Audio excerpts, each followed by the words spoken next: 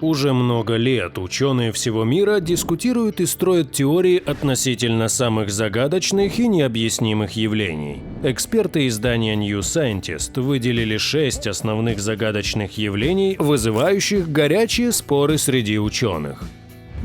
Топ-6 самых загадочных явлений. Первое. Жизнь на Марсе. Многие люди уверены, что жизнь на Марсе существует. Для подтверждения этой теории еще в 1976 году на эту планету американцами был отправлен аппарат «Викинг». В результате 3 экспериментов ученые хотели определить, обитаема ли планета или нет. Но результаты были весьма неоднозначные. Поэтому ученые списали их на особый грунт на Марсе и сделали вывод, что жизни на этой красной планете нет. Но был человек, который не хотел соглашаться с этой версией – Габриэль Левин. Будучи автором этого эксперимента и учитывая результаты, полученные с помощью аппарата «Викинг», он стал разрабатывать теорию, согласно которой выделил отличия между простейшими организмами Марса и Земли. Второе. 10-я планета Солнечной системы.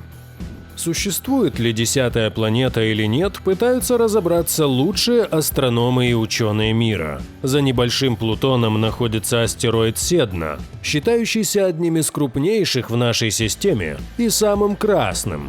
Почему-то даже краснее, чем Марс. Вращение вокруг Солнца Седна совершает за 10 тысяч лет по весьма вытянутой орбите. Есть несколько теорий его происхождения. Согласно одной, Седна прилетела из другой звездной системы, по другой – ее сбило с орбиты гравитационное притяжение другого большого объекта. Например, это могла быть планета Нибиру, которая теоретически находится на границе Солнечной системы. Обнаружить Нибиру пока не удалось, но ученые не теряют надежду. И в скором времени, быть может, мы сможем узнать тайны этой загадочной планеты. Третье. Эффект плацебо. Очень интересная теория, согласно которой человек принимает не таблетку, а пустышку и, поверив в ее действительность, выздоравливает. Например, пациенту несколько дней подряд давали лекарства, и он заметил, что его самочувствие стало улучшаться. После этого лекарство заменили на другую, пустую жидкость, но пациент все равно чувствует улучшение и верит в действие лекарства. Большой загадкой остается тот факт, почему именно так реагируют пациенты. Итальянский исследователь Фабрицио Бенедетти проводил подобные эксперименты с больными, нуждающимися в сильных обезболивающих. В определенный момент вместо морфия пациенту давали пустышку. Тем не менее, боль все равно утихала. Множество подобных экспериментов проводилось по всему миру. Ученые считают, что мозг каким-то образом может влиять на весь организм и его состояние, но пока неизвестно, как именно. Четвертое. Темная материя.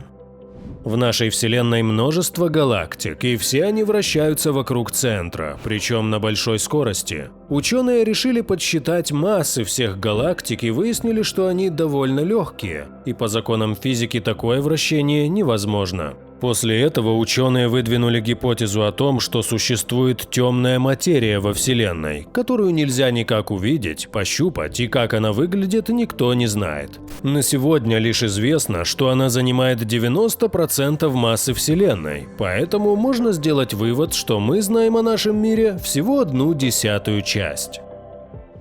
Пятое. Аномалия зондов «Пионер». В 1972 году в космос был запущен американский зонд «Пионер-10», а в 1983 году – «Пионер-11». На сегодняшний день они должны были давно покинуть Солнечную систему, но оба аппарата по неизвестным причинам поменяли траекторию своего полета. «Пионер-10» уже более чем на 400 тысяч километров отклонился от заданной ему траектории. По такому же маршруту движется и «Пионер-11», и никому не понятно, почему так происходит. Основные версии звучат так: утечка топлива, ошибки в программе, солнечный ветер. Но главная причина так и не найдена, ведь оба зонда ведут себя идентично, хоть и были запущены с большим интервалом во времени. Может, на их траекторию влияет та самая темная материя, а может быть, это действие неизвестных гравитационных сил. Шестое. Радиосигнал из созвездия Стрельца.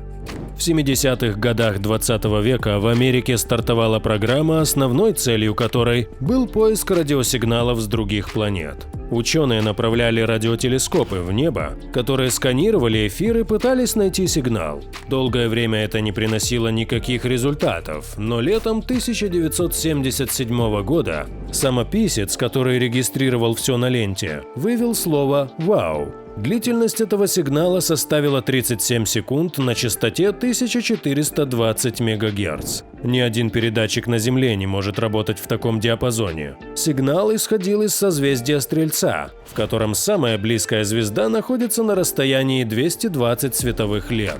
Что это был за сигнал? Ответа ученые так и не нашли. А на этом у меня все. Друзья, не забывайте нажать на колокольчик, чтобы не пропустить следующие выпуски.